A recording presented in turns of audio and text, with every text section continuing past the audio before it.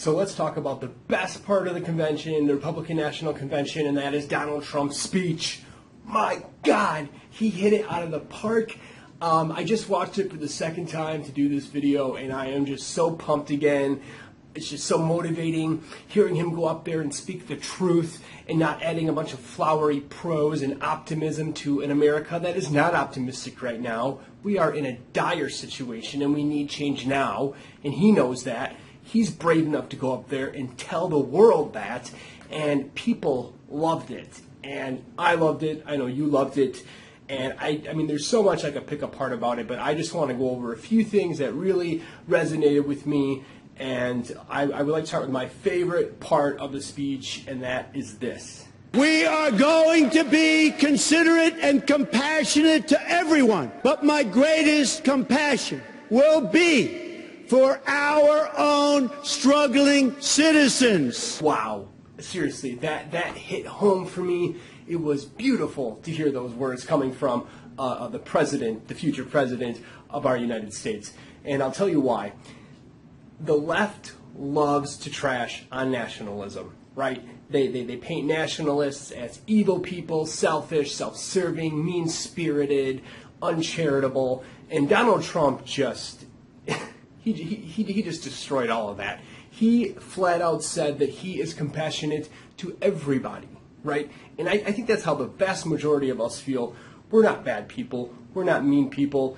We do have compassion for everybody. It's just we save the most of that compassion and we focus that on our people. Donald Trump said he has more compassion for people of the United States, as he should. That is the job of the president, to lead our nation specifically. All right? The left, Obama, Hillary, they're all a bunch of globalists, right? They want America to just kind of meld in with everything else and make everybody great. Not only is that unrealistic and stupid, but it is not good for America, okay? A lot of us don't want that. We want America first, and that is what Trump is doing.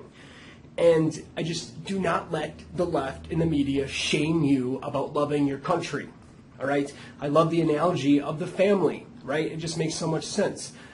If your family is struggling, if you can make your family better, are you going to take your limited resources and then hand them to the neighbor down the street?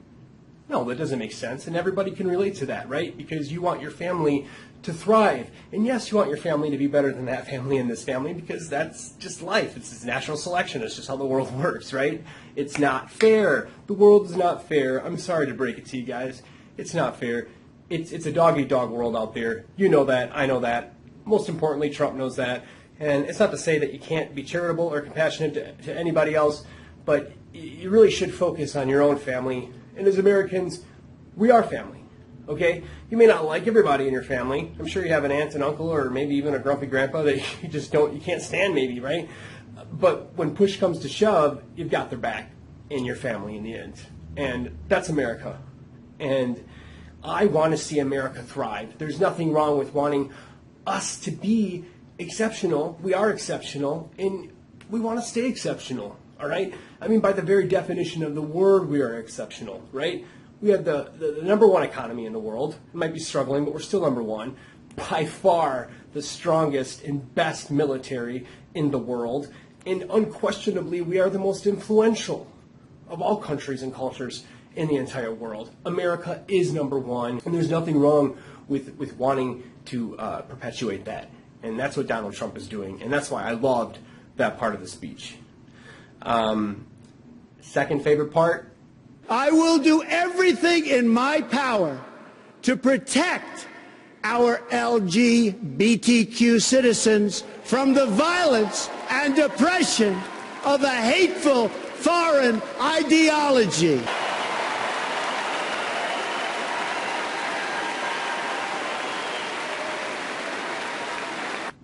That it really warmed my heart. I know it might sound corny, but as a gay patriot myself, to hear Donald Trump say that, to include me personally in a party that, you know, let's be honest, hasn't always been extremely inclusive of gay people, and not just that, but then to see you guys just respond, not out of obligation. It was genuine. I could tell, other gay people could tell when they watched you guys applaud, and I'm sure you at home watching were like, yeah, and that made me feel really good. And I just would like to say that, people who know me know that I used to be a liberal, unabashedly, and when I made my first video, I figured I would get a lot of heat for my sexuality, talking about Orlando, and when I kind of converted over to the right, I mean, it's been a work in progress for years, but I just finally came out publicly with it, and I was blown away by the reception that I got. People were warm, and they were nice, and they were loving and accepting, and the left had me think that, oh man, maybe they'll tolerate me, but they're not going to like me. And I can count on one hand how many negative comments I had about my sexuality by the right, and Trump supporters have just been overwhelmingly loving and accepting, and it felt so good. And I would just like to tell other LGBTQ people out there, don't be afraid to come over on this side. It is awesome. I'm serious. It is so accepting. They have no problem with your sexuality. And none of that matters anyways. This is, to me personally at least, the future of our country, and in securing its bedrock in the Constitution, and in not allowing Hillary to put the final nail in the coffin that Obama wasn't able to do, because this country can be saved. Remember that. But we need Donald Trump to do it. Hillary's not. But to me, bathrooms and marriage, those things are not my priority right now, okay? I would rather stand by somebody maybe who isn't really enthusiastic about gay marriage, but supports Donald Trump and supports our nation coming first, America first. I would rather be next to that person than any Democrat or liberal any day, any time of the day. And I think that right now social issues are important, guys, but it's one of those situations where you just have to know your priorities. And in securing our nation, bringing law and order to our country, allowing the middle and the working class to thrive is more important than some of these little social issues. And I don't mean to call them little, because they are important, but just not as important. And that's a fact. One more quote I'm going to take from his speech. I don't want to make this video too long, but listen to this. An attack on law enforcement is an attack on all Americans. I mean, what's not to agree with? What's not to love about that, right? And this is where I get angry. Of course, Obama has a problem with it, right? Obama came out after Trump's speech and said, and I'm paraphrasing a little here, but he said that Donald Trump's view of America does not jive with real Americans. And that set me off as soon as I heard it. Of course it doesn't to you, Obama. Of course it doesn't to you, because you don't know what real patriotism is, okay? For you, for Obama and the left and liberals, a lot of them are elites. They live these nice lives. They live in these nice neighborhoods. They don't have to deal with the realities of real America, right? To the heart of America. It's as if it's a different world to them, especially politicians and Obama. Of course it doesn't bother you, Obama. Of course there's a disconnect for you because you don't live it. And when those police officers died in Dallas, I got teary-eyed, just reading it, like I did with Orlando. I'm not gonna lie, that hit really, really hard for not just me, but most Americans, right? And just because President Obama can't relate to that doesn't mean that the rest of us don't. Doesn't mean the rest of us weren't just devastated and ravaged by the news that cowards are ambushing our heroes. I mean, these people, whatever your job in your life is, there's probably a good chance that whatever you do or whatever your loved ones do, that there's a good chance they're probably going to come home that night, right? You're probably going to see them again. Your "oh, I love you, bye" isn't going to be your last one. But police officers, they take that risk every day to not come home. They are America's heroes. And it pisses me off to hear Barack Obama say, oh, it's really not that bad. Yeah, when 12 officers are shot in a mass shooting, that is bad. We all feel it. It doesn't matter that I'm in Wisconsin and that happened in Dallas. For me, it felt like it just happened down the street. And I know that's how it felt with you. And Obama, you know what, dude? You had your chance. You had 8 years to show us what liberalism could do for this country, what progressivism could do for this country, And what do you have to show for it? A country more divided than ever? A tremendous deficit. We are screwed as far as debt goes. Terrible agreements with Iran and trade, and you destroyed this country, dude. You destroyed it, and you are done. You have no say in its future anymore. You're done, dude. You're done. Okay? This is our America now. This is Trump's America. And we don't care what Obama says. We don't care what Hillary says. We don't care what the leftist media says. I mean, Laura Ingraham really got it right. Laura Ingraham just tore the media up. And personally, she was my second favorite speech. I mean, Newt was great. Pence was great. But, I mean, for me, it was Trump, and then it was Laura. Laura really it seemed like she just talked to the everyday American, just like Trump, and that's why people loved her speech so much. And she called out the media, and she said, do your job, because you look at the headlines, and they just get more and more ridiculous, more and more comparisons to fascism. It's like, you don't know what real fascism is. That's why we laugh. That's why we make light of the whole Hitler fascism comparisons, because it's like you don't know what that really is. It's really a slap in the face and disrespectful to the victims of real fascism to call Donald Trump a fascist.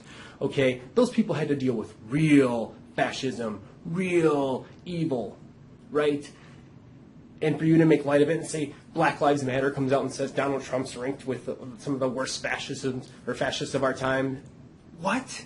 Like, that is so disrespectful, but we expect nothing less from Black Lives Matter at this point. I don't want to get into that.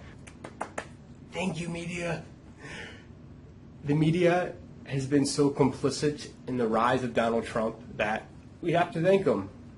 Seriously, hats off to you, media. Donald Trump played you like a fiddle for the RNC. They don't understand. They're such elites. They're such in denial. They didn't understand that Donald Trump is a master at his craft, and it is to their peril to underestimate him. Because what he did is he took an event that is notoriously dull and boring and made it must-see TV for 4 days in a row, leading up to his big speech. People kept asking, why did Donald Trump, having read Cruz's speech, why did he let him go on stage and not endorse him, and just why would he do that? And the press said, oh, Donald Trump is so disorganized, they have no idea what they're doing.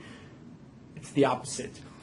Donald Trump let Ted Cruz go up there and essentially commit suicide because he knew it would bring the drama. He knew it would bring the eyes. He needed to get Americans, Democrats, independents, people on the fence, maybe who aren't supporting him very strongly right now, he needed to get all of their eyes on him for that speech. He knew that if they could hear that speech, that he would change their minds, and that's what he did. And he played the convention to get as many eyes as he could on him for that speech, and the media just rolled out the red carpet. The media just let it happen. I mean, the headlines, Ted Cruz, oh my God, what's Trump going to say? And it was just awesome to watch them be complicit in all of this. And now as I'm making this video, Trump has a 6-point boost from the convention. 6 points in a 4-way race, right? Because usually a lot of polls, when they take in Jill Stein and the other one, who cares, irrelevant,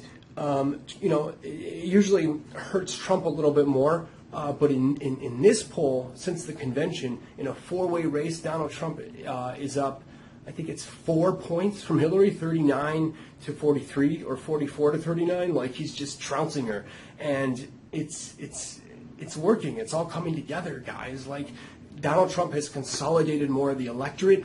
Liberals are freaking out. You're going to see the most outrageous headlines ever leading up to November. And I just want to say, guys, let's take this home. We got him this far. We had the world, we had the media, we had the liberals, we had everybody telling us, no, Donald Trump is not going to be the Republican nominee. It's not going to happen. I mean, how many think pieces from the most respected people in the media were assuring you, oh, it's not going to happen, not going to happen. Well, it happened. And let's do this. Like, I want to warn against complacency, guys. Like, just because you see Trump ahead in the polls now and just because he did such a good job does not mean that you don't have to fight. If anything, by seeing that speech in that convention should make you fight harder. Like, fight harder. Get people there. Like find some unregistered voter. Just find one person. If you can put a hashtag before his name every day and be sharing all this and doing all this for Donald Trump, you can find one person that isn't registered to vote that you can get to vote for Donald Trump. I don't care if he's your naive nephew who's 18 years old who just is able to vote. Like get somebody there by legal means, but get them there. You can get them there, and let's take this home, guys. Like, we're so close. But I don't want, just because Donald Trump is doing well in the polls, I don't want people to think that they don't have to go out there and work as hard.